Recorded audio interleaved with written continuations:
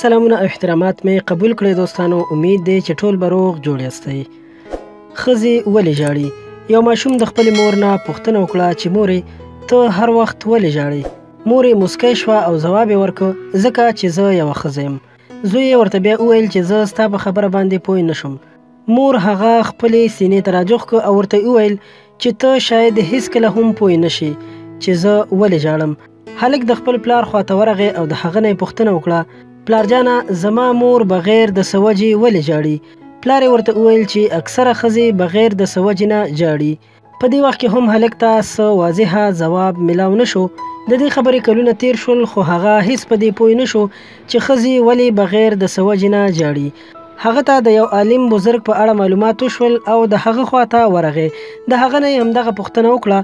هغه عالم بزرګ ورته ځواب ورکړ چې بچیه کله چې الله تعالی ښځه پیدا کړه نو هغې ته یې مضبوطې او قوي وږې هم ورکړې چې هغه په دې باندې د دنیا بوج برداشت کړي او هغې ته یې دا قوت هم ورکړ چې هغه 9 میاشتې په خپله ګېډه ماشوم وګرځوي او ماشوم پیدا کړی شي او دغه درد هغه وزغمي او بیا په هغې کې یو خاص قوت دا پیدا کړ چې هغه د خپل خاندان غمونه او پریشانۍ هم برداشت کړي او د ټول خاندان خیال هم وساتي او دا قوت یې هم ورکړ چې په ډیرو سختو حالاتو کې هم هغه په ژبه باندې څه ګیله نه راوړي او خپل قدمونه په خپل ځای مضبوط ساتي او الله تعالی ښځې ته نه ختمېدونکې مینه او معاف کولو والا زړه هم ورپه نصیب کړ.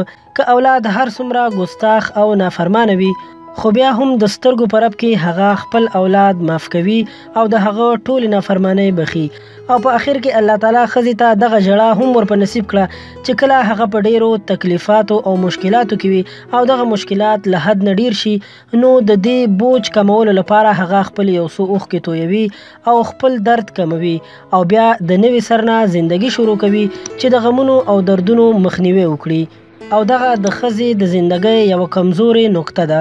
د دې لپاره موږ له پکار دی چې د ښځو د اوښکو قدر وکړو او د هغوی په اوښکو هیڅکله هم طنز یا مذاق ونه کړو اگر که هغه هر څومره وژاړي. عالم بزرګ ورته وویل چې بچیه ستا د خوراک نالۍ په هغه وخت کې کټ شوې وه کله چې ته دې دنیا ته راغلی وې خو د هغې نشان د نوم یعنې ناف په صورت کې اوس هم ستا په جسم کې ستا په خېټه باندې موجود دی ځکه چې ته د دې عظیمې یعنی لوی هستۍ چې هغه ستا مور ده هر وخت په یاد ولري چې ته 9 میاشتې په خېټه ګرځولې او هر قسم تکلیفات یې در سره زغملی دي. په دې خبرې سره د دې هلک تلاش ختم شو او د ته د خپل سوال ځواب ملاو شو. الله تعالی دې وکړي چې موږ تاسو په خپل اهل و عیال او اولادونو کې او چار چاپیره خپلوانو کې د ټولو ښځو عزت او قدر وکړو او الله تعالی دې موږ تاسو ته د هغوی د حق ادا کولو توفیق په نصیب کړي. الله تعالی جل جلاله دې زما او ستاسو ټولې میندې وبخي او د هغوی ټول ګناهونه دې الله تعالی جل جلاله معاف کړي او همیشه دې ټولو میندو ته او ټولو نیک عمله ښځو ته خوشحالیانې ورپه نصیب کړي. مننه کوم دوستانو چې ویډیو مو راسره تر اخره وکتله. په دې هیله چې ستاسو به خوښه شوې وي او تاسو به ترې څه زده کړه کړې وي نو مهرباني وکړئ ضروري در سره لایک کړئ. که غواړئ تاسو ته نورې هم دغسې په زړه پورې ویډیوګانې جوړې کړو نو زموږ چینل در سره خامخا سبسکرایب کړئ. ډیره مننه.